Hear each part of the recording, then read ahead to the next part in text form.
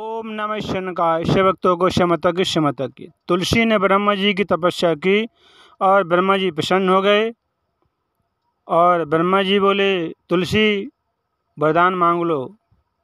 तब तुलसी बोली, हे प्रभु, मेरे मन में है कि भगवान विष्णु मेरे पति हों। तब ब्रह्मा जी बोले, हे तुलसी, अभी तुम दैत्य शंखचूर्ण से विवाह कर लो, इसके बाद तुम्हारे पति भगवान विष्णु होंगे। और तुलसी वरदान पाके अपने महल लौट आई। तब तुलसी सोचने लगी कि हमारे पिता वृषध्वज राजा दैत्य शंखचूर्ण से विवाह नहीं करेंगे। तब तुलसी आत्महत्या करने के लिए नदी में गई तो ब्रह्मा जी आ गए। बोले, हे तुलसी, तुम आत्महत्या मत करो, क्योंकि अभी तुम्हारा जीवन शेष है। तब ब्रह्मा जी ने समझाया और समझा के तुलसी ने आत्महत्या नहीं की।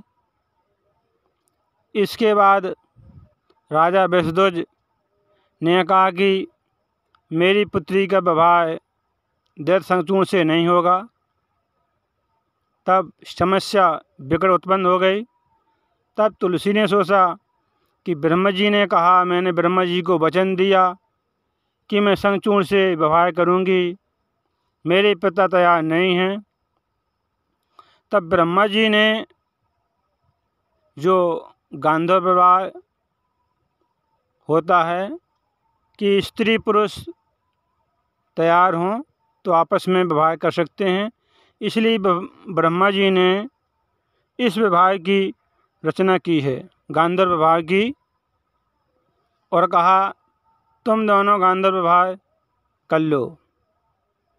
और ब्रह्मा जी ने तुलसी से कहा, तुम शंखचूर्ण के साथ गांधर्व विवाह कर लो और तुम शंखचूर्ण की पत्नी बन जाओ, और वैसे ही भगवान विष्णु के पास जैसे लक्ष्मी जी बराती हैं, वैसे तुम भी शंखचूर्ण के पास रहना, जैसे कृष्ण के पास राधा जी हैं और ब्रह्मा जी के पास सावित्री हैं, भगवान शिव के पास पार्वती जी हैं, भगवान वाराह के पास पृथ्वी देवी हैं, एक के पास दक्षिणा देवी हैं, अत्रि के पास सती अनुसुईया हैं, नल के साथ दमयंती हैं, चंद्रमा के साथ रोहिणी हैं, कामदेव के पास रति हैं, कश्यप के पास अदिति हैं, वशिष्ठ मुनि के पास अरुंधति हैं, गौतम के पास अहल्या हैं, कर्दम मुनि के पास देवती हैं और बृहस्पति मुनि के पास तारा हैं, मनु के पास शत्रुपा हैं, अग्नि के पास स्वाहा हैं, इंद्रदेव के पास शची हैं, गणेश जी के पास पुष्टि हैं और धर्म के पास मूर्ति हैं, पत्नी के रूप में विराजमान है। उसी प्रकार तुम भी शंखचूर्ण की सौभाग्यवती पत्नी बन जाओ, क्योंकि राजा वृषध्वज एक दैत्य के साथ अपनी पुत्री के विवाह नहीं करेंगे, इसलिए तुम गांधर्व विवाह शंखचूर्ण के साथ कर लो।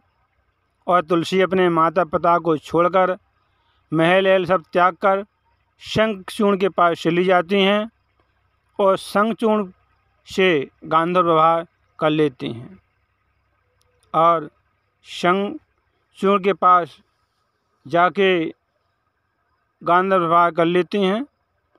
शंखचूर्ण और तुलसी को आशीर्वाद देकर ब्रह्मा जी ब्रह्मलोक को चले जाते हैं गांधर्व विवाह करा के। तब दानव शंखचूर्ण ने गांधर्व विवाह के अनुसार तुलसी को पत्नी के रूप में स्वीकार कर लिया। उस अवसर पर स्वर्ग में दुंदुभी बजने लगी और पुष्पों की वर्षा होने लगी। शंखचूर्ण अपने सुंदर भवन में तुलसी के साथ विलास करने लगा। आनंद का अनुभव करके तुलसी मूर्छित हो गई। शंखचूर्ण ने पूरे एक मनवंतर तक राज का उपभोग किया। शंखचूर्ण ने देवताओं, असुरों, गांधर्वों, किन्नरों और राक्षसों पर विजय प्राप्त कर ली थी। देवता भिक्षुकों की भांति पृथ्वी पर विचरण कर रहे थे। जब देवताओं को दुख भोगते हुए कई वर्ष हो गए, इसके बाद सभी देवता ब्रह्मा जी के चरण में गए और देवताओं ने अपना दुख बताया और बार बार विलाप करने लगे। तब ब्रह्मा जी को साथ लेकर भगवान शंकर के पास गए। सभी देवता ब्रह्मा जी के पास गए, तब ब्रह्मा जी सभी देवताओं के साथ मिलकर भगवान शंकर के पास गए। भगवान शंकर को सारी बातें बताईं तो भगवान शंकर सभी देवताओं के साथ लेकर मिलकर सभीयों के साथ भगवान विष्णु के पास वैकुंठ लोक गए। तब प्रवेश द्वार पर द्वारपालों को देखा। फिर ब्रह्मा जी ने द्वारपालों को अपने आने का प्रयोजन बताया। तब द्वारपालों ने ब्रह्मा को अंदर जाने की आज्ञा दी और ब्रह्मा जी ने द्वारपालों से आज्ञा पाकर भीतर प्रवेश किया। ब्रह्मा जी ने भीतर 16 द्वारों को देखा और देवताओं के साथ 16 द्वारों को पार करके ब्रह्मा जी श्री हरि की सभा में पहुंच गए। भगवान विष्णु सिंहासन पर विराजमान थे। प्रभु अपने हाथ में नीला कमल धारण किए हुए थे। सरस्वती कांत भगवान विष्णु का विग्रह शांत था और लक्ष्मी जी प्रभु के चरणों को पकड़े हुए प्रभु के सेवा में संलग्न थी और भगवती गंगा परम भक्ति के साथ श्वेत चवर डोला रही थीं, प्रभु की सेवा कर रही थीं और सभी देवता भक्तिपूर्वक मस्तक झुकाकर प्रभु की स्तुति करने लगे। भगवान विष्णु को देखकर ब्रह्मा और सभी देवताओं ने प्रणाम किया और प्रभु की स्तुति करने लगे। इसके बाद ब्रह्मा जी ने दोनों हाथ जोड़कर भगवान विष्णु के सामने सारा वृत्तांत सुना दिया। ब्रह्मा जी की बात सुनकर भगवान विष्णु ने ब्रह्मा जी के मन को मुग्ध करने वाला एक अद्भुत रहस्य कहना आरंभ कर दिया। भगवान विष्णु बोले, हे ब्रह्मा जी, तेजस्वी शंखचूड़ पूर्वजन्म में ये गोप था और मेरा परम भक्त था। राधिका के शाप के कारण सुदामा गोप को दानव योनि में जन्म लेना पड़ा था। एक बार भगवान श्री कृष्ण अपने प्राणों से भी अधिक प्रिय ब्रजा को साथ लेकर अपने रासमंडल में गए। तब सखी के मुख से सुनकर कि भगवान श्री कृष्ण ब्रजा के साथ रासमंडल में गए, राधा जी क्रोधित हो गईं।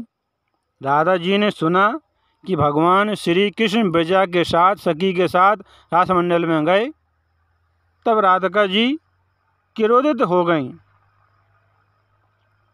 और भगवान श्री कृष्ण ब्रजा के पास आईं, लेकिन ब्रजा को नहीं देख पाया